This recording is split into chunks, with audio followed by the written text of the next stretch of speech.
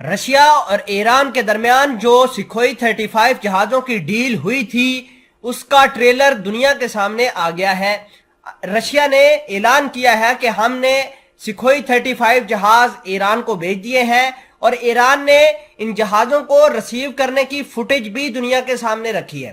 آپ کو یہ بتا دیں کہ رشیا اور ایران کے درمیان حال فی الحال کے اندر سکھوئی 35 جہازوں کی ڈیل ہوئی تھی، اور یہ جہاز اب ایران کے مختلف علاقوں میں پہنچنا شروع ہو گئے ہیں۔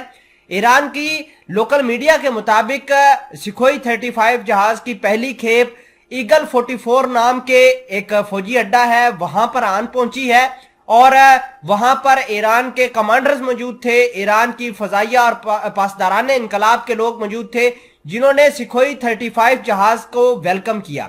اب ایگل 44 حال فی الحال کے اندر ایران نے اپنا خطرناک اڈا دکھایا ہے۔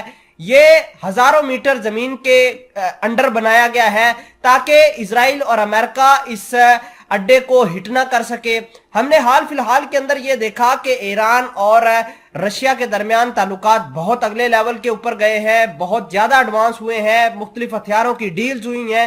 یہ تمام تر چیزیں امریکہ اور اسرائیل کے لیے اچھی ثابت نہیں ہو رہی۔ اب ساری دنیا کو یہ پتا ہے کہ ایران کے پاس میزائل ٹیکنالوجی موجود ہے، ڈرونز کی ٹیکنالوجی موجود ہے، ان کے پاس خطرناک ویسلز بھی موجود ہیں جو سمندر کے اندر کافی اچھے طریقے سے کام کر سکتی ہیں، لیکن اگر کسی چیز کی کمی تھی تو وہ فائٹر جیٹ کی تھی۔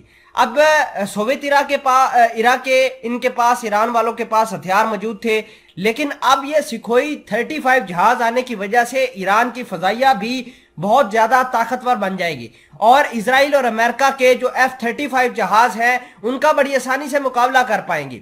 ہم نے آپ کو یہ بھی بتایا کہ 27 جنوری 2023 کو ایران کے اصفہان کے اوپر اٹیک ہوا تھا، ڈرونز آ کر ہٹ کر گئے تھے۔ اس سے پہلے 2022 اور 21 میں بھی ایسا ہوا تھا کہ ایران کی ڈرونز فیکٹری کو اسرائیل اور امریکہ نے مکمل طور پر تباہ کر دیا تھا۔